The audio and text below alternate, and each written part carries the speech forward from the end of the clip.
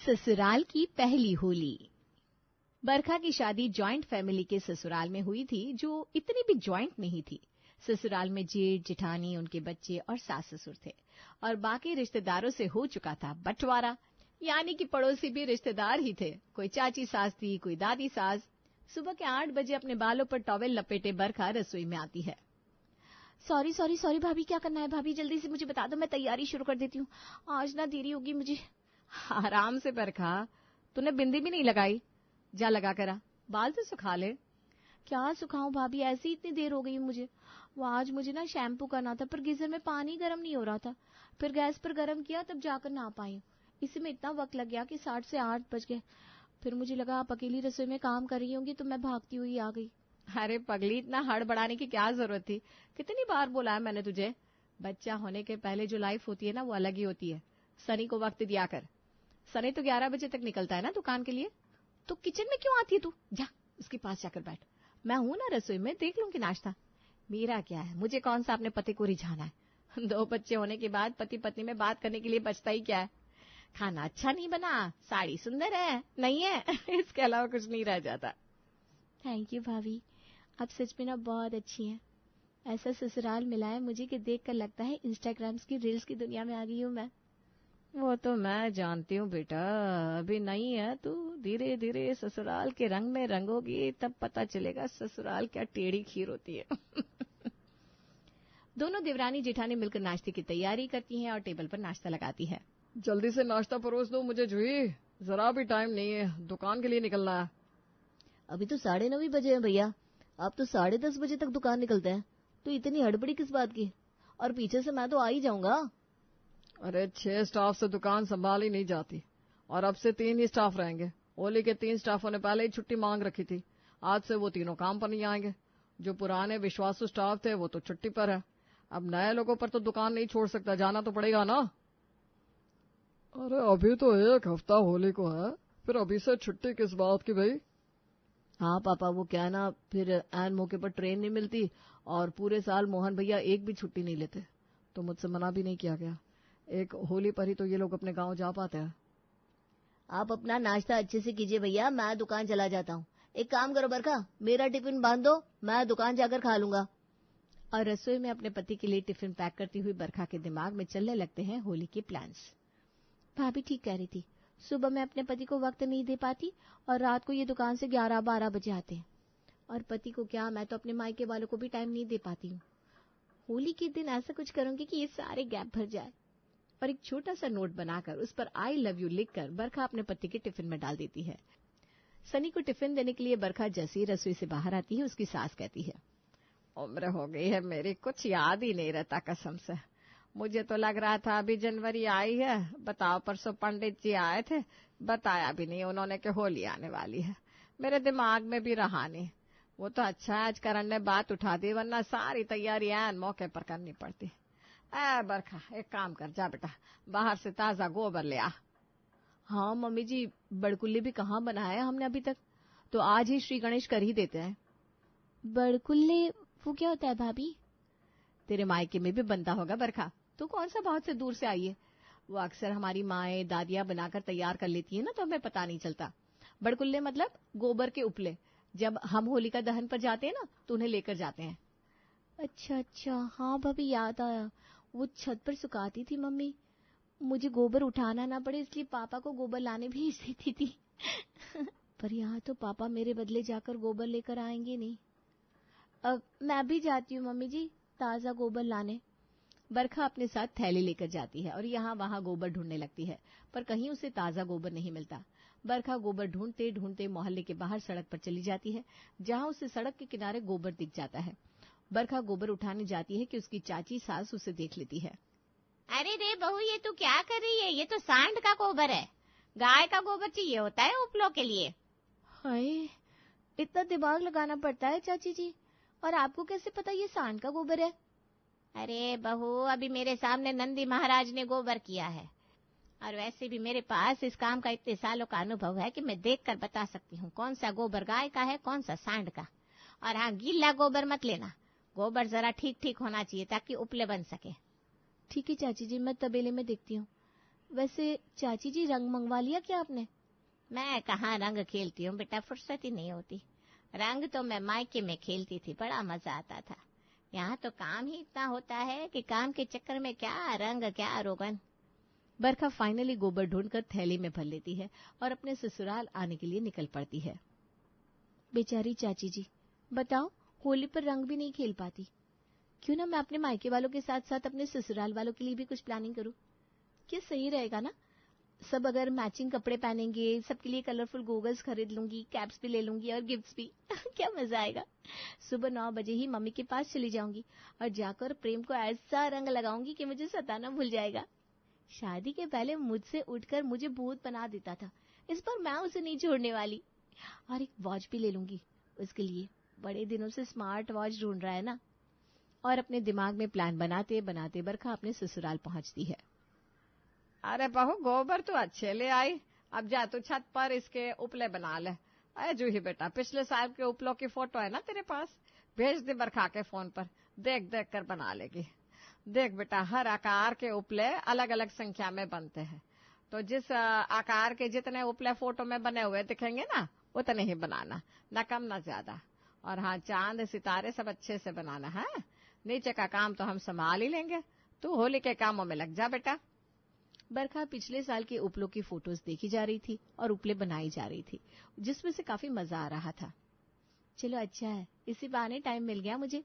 छत पर बैठे बैठे होली के लिए प्लान्स भी कर लूंगी, किसे कौन सा गिफ्ट देना है नहीं देना है। मम्मी के लिए एक साड़ी तो लूंगी ही, और पापा के लिए कुर्ता पजामा। अरे याद आया, होली में पापा मम्मी और प्रेम शाम में कपड़े तो बदलती ही है गुलाल खेलने के लिए, तो शाम में बदलने के लिए जो नए कपड़े चाहिए वो मैं खरीद लूंगी। ये सही है, इतना कुछ लेकर जाऊंगी ना अपने मायके में, लगेगा शादी के बाद बिटिया आई तो ऐसी हरी भरी आई। जैसे जैसे होली नजदीक आ रही थी, बरखा की प्लानिंग बढ़ती जा रही थी और प्लानिंग के साथ साथ उसकी एक्साइटमेंट भी। एक सुबह, क्या मजा आएगा ना भाभी होली में, मैं तो इतनी एक्साइटेड हूँ कि क्या कहूँ। शादी के बाद मेरे ससुराल में ये मेरी पहली होली होने वाली है भाभी। मैंने तो सोच लिया है, इतना मजा करूंगी, इतनी धूम मचाऊंगी कि सभी देखते रह जाएंगे कि बरखा भी क्या चीज है भाई। बेचारे सपने तो ऐसे सजा रही हो जैसे पूरे हो ही जाएंगे। इसे क्या पता कि शादी के बाद त्योहारों के मायने कितने बदल जाते हैं। होलिका दहन को बस एक ही दिन बाकी था। अपनी जेठानी के बच्चों के साथ बरखा जाती है शॉपिंग पर और बहुत सारे रंगों के साथ गिफ्ट्स, कपड़े, पिचकारियां, चश्मा, टोपी सब ले आती है। जैसे मैं अपनी मम्मी को बर्थडे पर गिफ्ट देता हूँ, वैसे ही आप अपनी मम्मी को गिफ्ट दोगी चाची। वाह, इस गिफ्ट को पैक करने में मैं भी आपकी मदद करूंगा। मैं भी चाची, इसके स्कूल का प्रोजेक्ट भी मैं ही बनाती हूँ, इसे कहाँ आता है गिफ्ट रैप करना, मैं कर दूंगी। शाम से ही बरखा अपनी जेठानी के बच्चों के साथ मिलकर अपने कमरे में गिफ्ट रैपिंग का काम शुरू कर देती है, जो 8 बजे तक खत्म हो जाता है। हाँ, हो गया सारा काम, अब तो मैं फ्री हूँ। वो कहते हैं ना, बस भगवान को याद किया और भगवान ने सुन लिया। पर यहाँ जरा उल्टा हो जाता है। बरखा आराम की बात करती है और यहाँ काम आ जाता है। बरखा के कमरे में आती है उसकी जेठानी जूही। चलो बरखा, होलिका दहन की तैयारी करनी है ना? अच्छा, तैयार होना है क्या भाभी? पर होलिका दहन में तो अभी वक्त है। होलिका दहन के लिए जाने से पहले एक पूजा होती है, जिसके लिए हलवा पूरी बनते हैं, मीठे पकोड़े बनते हैं, सब तैयारी करनी है। उसके बाद पूजा होगी, फिर आएगा मुहूर्त जब हम होली दहन के लिए जाएंगे। मतलब अभी पूजा के भोग की तैयारी करनी है? नहीं, अभी तो डिनर की तैयारी करनी है, उसके बाद शुरू करेंगे ना बाकी सब।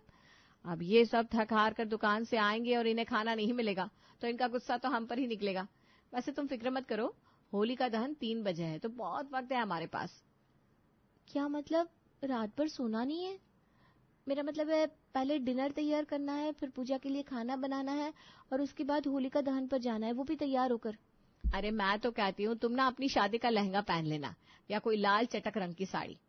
हमारे में शादी के बाद जब दुल्हन की पहली होली होती है तो वो होलिका दहन में बहुत सज सवर के जाती है। तैयार होकर बाहर जाना किसे पसंद नहीं आता, पर जब सर पर ऑलरेडी इतना काम हो तब तो तैयार होना भी आफत से कम नहीं लगता। इतना सब करने के बाद बेचारी बरखा इतनी थक जाती है कि कल रंग पंचमी है, उसे याद ही नहीं रहता। होलिका दहन से लौटते ही सुबह के 4 बज जाते हैं। अब तो लग रहा है कि बिस्तर पर बैठी आग लग जाएगी। अरे बहू, ऐसे होलिका दहन से आने के बाद सोते थोड़ी ना है, जाओ मंदिर का दरवाजा खोल दो और घर में हर तरफ धूप बत्ती कर दो। आज रंग पंचमी है, सब शुभ शुभ होना चाहिए। मैं नहाकर मंदिर दर्शन करके आती हूँ। और इसी तरह बज जाते हैं 5 और फाइनली जाती है बरखा अपने कमरे में सोने के लिए। पर 5 से 7 बजते नहीं कि दरवाजे पर होती है दस्तक। बरखा कितनी देर सोओगी? होली है आज सोना नॉट अलाउड। जल्दी से दरवाजा खोलो। चाची हम आपका बाहर इंतजार कर रहे हैं। हैप्पी होली। अरे होली आ गई। होली का नाम सुनते ही सारी थकावट दूर हो गई। बरखा भागते हुए दरवाजा खोलती है।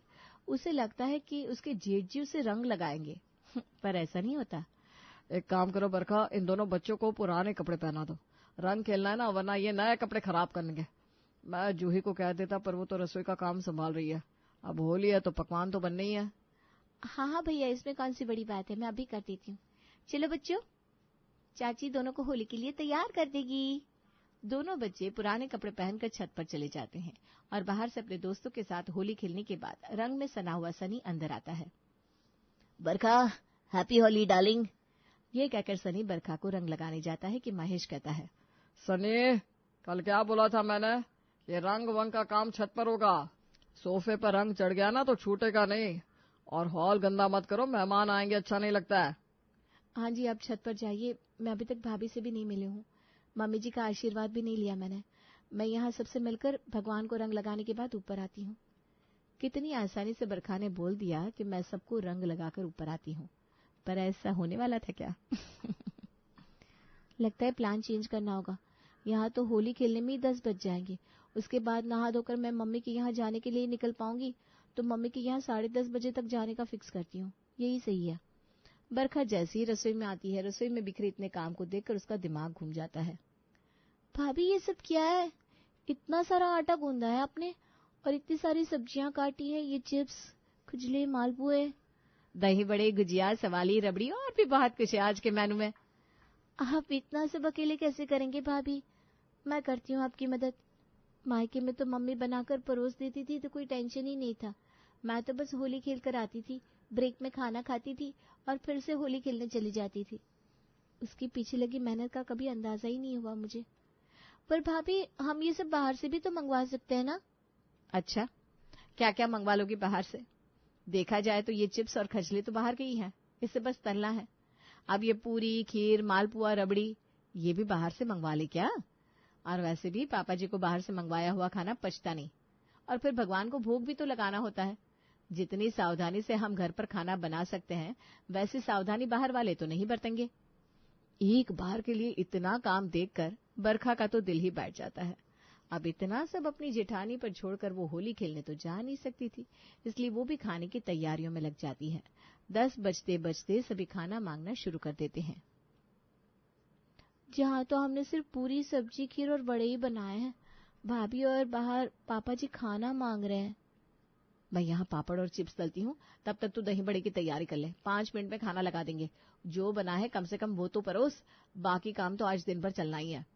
सभी को नाश्ता देने के बाद बरखा को लगता है कि अब शायद वो अपने मायके के लिए निकल सकती है। एक बार तो सभी ने खा लिया है, आधे घंटे के लिए मम्मी के पास होकर आऊं मम्मी जी, और यहाँ शाम में गुलाल खेलूंगी। वही बात तो है, रंग तो रंग होता है, क्या गीला क्या सूखा। बरखा जल्दी से अपने कमरे में जाती है और कंघी करने के बाद अपना पर्स लेकर निकलने लगती है कि दरवाजे से उसकी चाची सास अपने परिवार के साथ होली की बधाइयां देते हुए अंदर आती है। अरे बहू, ये होली के दिन पर्स उठाकर कहाँ चल दी तू? बाहर जाना आज ठीक लग रहा है तुझे? बाजार में हर तरफ रंग उड़ रहे हैं, कोई रंग डाल देगा। इतनी समझ तो तुझे खुद होनी चाहिए। क्या घट गया बता? अरे कहाँ जाएगी, कहीं नहीं जाती होगी। ऐसी आदत है आए दिन तैयार होकर फोटो लेने की। हैप्पी होली का पोस्ट डालती होगी।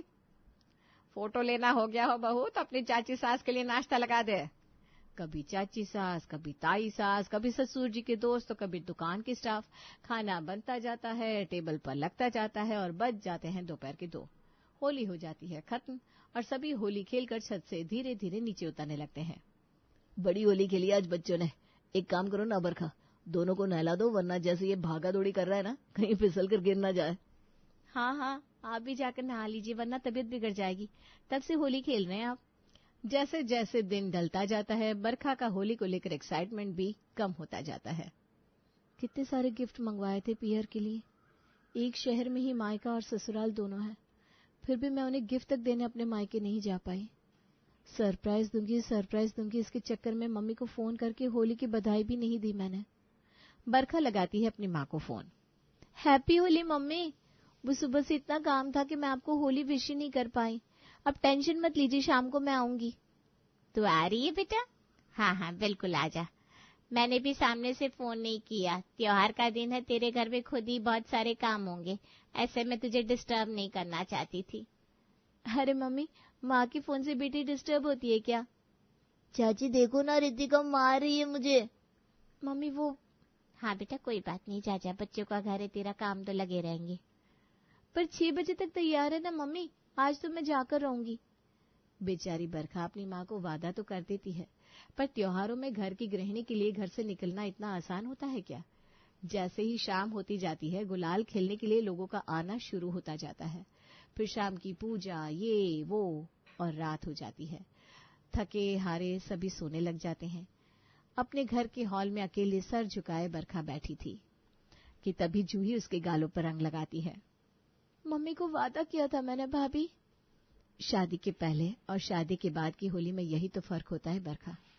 तुम्हें क्या लगता है आंटी जी समझी नहीं होंगी?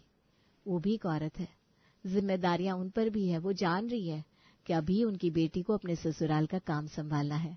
हम औरतों का तो यही है। हैप्पी होली भाभी।